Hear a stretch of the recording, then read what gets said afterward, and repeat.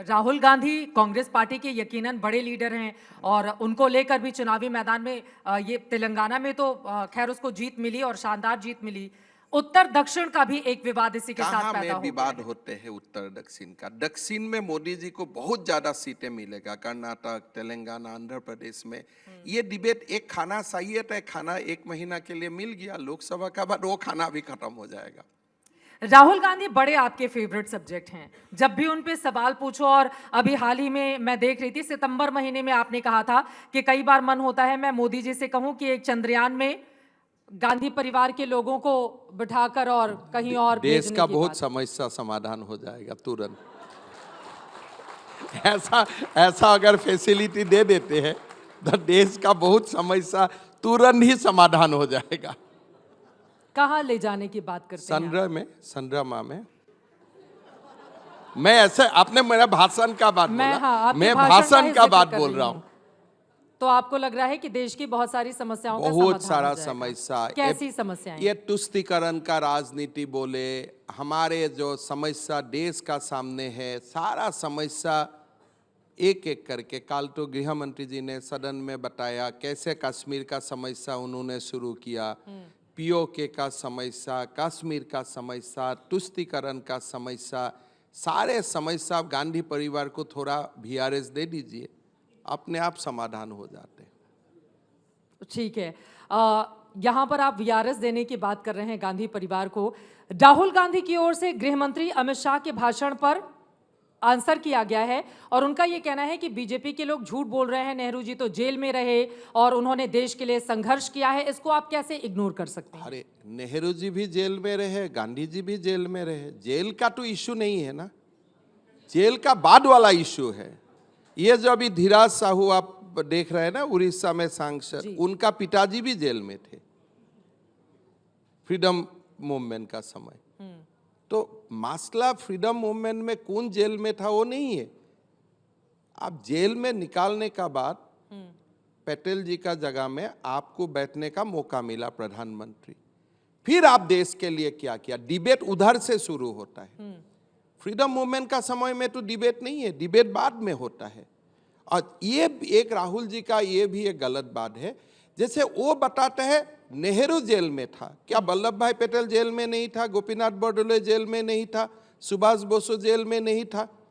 तो उनका खाली उनका नाना का याद है, हमारा सारे लोगों का याद हमारा है। डिफरेंस वही है ना। ठीक है, लेकिन राहुल गांधी फिर से जोशो खरोश के साथ चुनावी मैदान में कांग्रेस पार्टी हार मानने को तैयार नहीं है। उनके ट्वीट देख लीजिए, सोशल मीडिया अकाउंट देख लीजिए, कई मुद्दों पर आप लोगों पर हमलावर हैं। सोशल मीडिया उनका काउंट देखिए, खाली सोशल मीडिया में काउंट करने वाला लोगों का एक आप रिसर्च टीम बैठा दीजिए, सबका एक ही आप फॉलोअर देखेगा, एक ही फॉलोइंग देखेगा। आपको लग रहा है कि फिक्स फॉलोअर्स है उनके? देखिए, आपका देश में ऐसा एक बड़ा वर्ग है जो कांग्रेस को जिंदा रखने चाहते हैं, वो करवा लेते हैं काउंट। तो मेरा मानना है राहुल जी, आप सोशल मीडिया में आप काउंट कीजिए, हम ईवीएम में काउंट करेगा। आपका काउंट सोशल मीडिया में होने दीजिए, हमारा काउंट ईवीएम में होने। ईवीएम को लेकर भी सवाल खड़े कर रहे हैं। अरे वो तो सारे, आप चुनाव हारने का बात, वो तो तेलंगाना का सीएम को रिजाइन करवा ले, फिर हल्ला करे। एक ही साथ चुनाव हुआ, एक ही ईवीएम का इस्तेमाल हुआ, तो कोई भी कांग्रेस का नेता ईवीएम पर क्वेश्चन लाने का पहले तेलंगाना का सीएम को बोलना पड़ेगा कि नहीं पड़ेगा कि आप ऑन मॉरल ग्राउंड आप रिजाइन कर दीजिए। उन्होंने तो रिजाइन नहीं किया है, तो इशू ही नहीं है। तो दिग्विजय सिंह ऐसा क्यों बोल रहे हैं मध्य प्रदेश को लेकर? देखिए भाई, चुनाव हारने का बात तो आप इतना तो प्रीमियम देना पड़ेगा, थोड़ा तो कुछ बोलना है। वो तो भाई, हम भी हारेगा तो हम भी कुछ बोलेगा, इसका कारण हार गया, उसका कारण हार गया।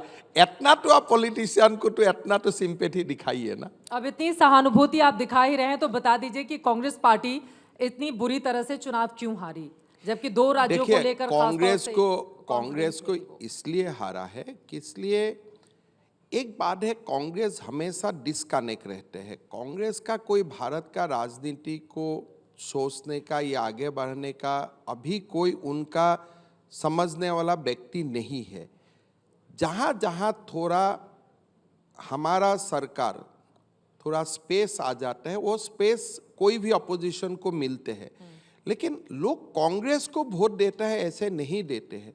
कभी कभी हमारा ऊपर नाराज होते हैं तो हमारा खिलाफ वोट देते हैं, लेकिन मैं आज तक बात करके मेरा ये नहीं लगता है कि लोग कांग्रेस को कहीं भी पॉजिटिव वोट देते हैं।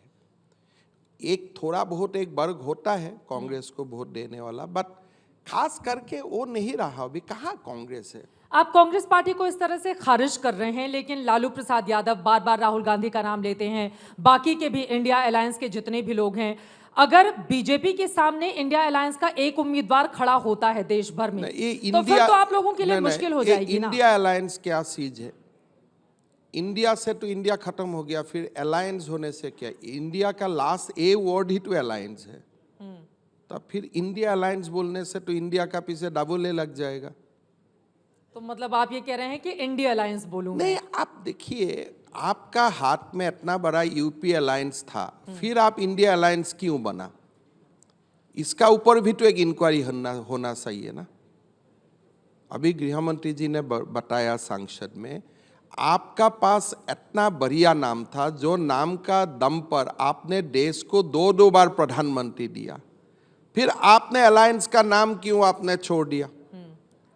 मतलब आपको ड्रेस सेंस करके पब्लिक का पास आपको जाना है हर बार जी। लेकिन इंडिया तो अभी क्या 1947 का इंडिया है क्या? 1952 का इंडिया है क्या? वो तो नहीं है। लोग तो समझते हैं ये कोई अलायंस नहीं है, ऐसा ही है। आपको लग रहा है कि अगर एक साथ आ भी जाएं तो भी बीजेपी का कुछ बिगाड़ नहीं पाएंगे देखिए, ये? वो बात नहीं है। आपका पास इशू क्या है? आपका पास इशू है कि मोदी को हटाओ, लेकिन मोदी को क्यों हटाना चाहिए? देखिए, लोगों का सामने जब आप जाते हैं, आप बोले हैं भाई आप मोदी को हटाओ।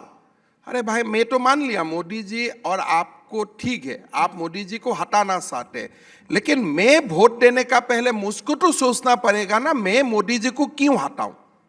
वो बार बार ओबीसी की बात करते हैं, वो जातिगत जनगणना की बात करते हैं, महंगाई रोजगार के मुद्दे पर आप लोगों को घेरते हैं। बताइए, खुद नरेंद्र मोदी देश का ऐसा प्रधानमंत्री है जो खुद ही ओबीसी से आते हैं, तो राहुल गांधी का ओबीसी प्यार अभी क्यों हुआ? आप जो शासन में था तब आप ओबीसी के लिए क्यों नहीं सोचते हो? ओबीसी लोगों का तो मन में यही प्रश्न होता है ना कि तुम्हारा दादा प्रधानमंत्री रहे, तुम्हारा नानी प्रधानमंत्री रहे, तुम्हारा मां बिना प्रधानमंत्री देश को चलाया, तब तो ओबीसी का बारे में आपने कभी सोचा नहीं है। अभी क्यों सोच रहे? तो उससे ज्यादा वोट निगेटिव हो जाता है। उनको लगता है ओबीसी के साथ अन्याय कर रही है बीजेपी। नहीं, अन्याय कौन किया? अन्याय तो आप ही ने अन्याय किया।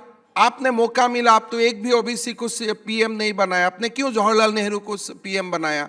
क्यों ओबीसी को नहीं बनाया?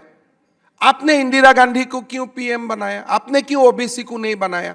आपने राजीव गांधी को क्यों पीएम बनाया? आपने क्यों ओबीसी को नहीं बनाया?